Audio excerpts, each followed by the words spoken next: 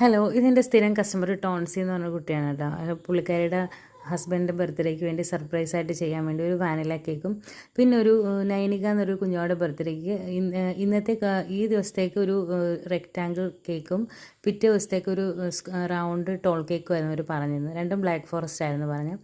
മറ്റേത് ഹസ്ബൻഡിന് വേണ്ടിയുള്ളത് വാനില കേക്കായിരുന്നു. അപ്പോൾ നമ്മൾ കേക്കെല്ലാം സെറ്റ് ചെയ്തിട്ട് ഇപ്പം ഹസ്ബൻഡിന് കൊടുക്കാനുള്ള സർപ്രൈസ് കൊടുക്കാനുള്ള കേക്ക് ഒരു 11 മണിക്ക് എത്തിക്കാമെന്ന് ചോദിച്ചു. ഞാനാണെന്ന് പറഞ്ഞു. ഞാൻ കേക്കും കൊണ്ട് ചെന്നപ്പം എനിക്കിപ്പോൾ വീട്ടിനൊരു കൺഫ്യൂഷൻ വന്നുകൊണ്ട് ഹസ്ബൻഡായിരുന്നു നേരത്തെ കേക്ക് കൊണ്ട് കൊടുത്തേക്കുന്നതുകൊണ്ട് ഞാൻ അവരോടൊന്ന് വെളിയിലോട്ട് ഇറങ്ങി നിൽക്കാമെന്ന് പറയാൻ വിളിച്ച ഫോൺ എടുത്തപ്പോഴത്തേക്ക് നോക്കുമ്പോൾ ഡേറ്റ് മാറിപ്പോയി. പിറ്റേ ദിവസം അത് ആകപ്പാട് പെട്ടു.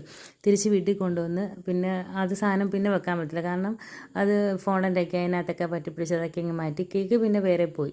പിന്നെ പിറ്റേ ദിവസത്തേക്ക് അവർക്ക് വേറെ കേക്കൊക്കെ ഉണ്ടാക്കിയതായിരുന്നു കേക്കിൻ്റെ ഫൈനൽ ലുക്ക്.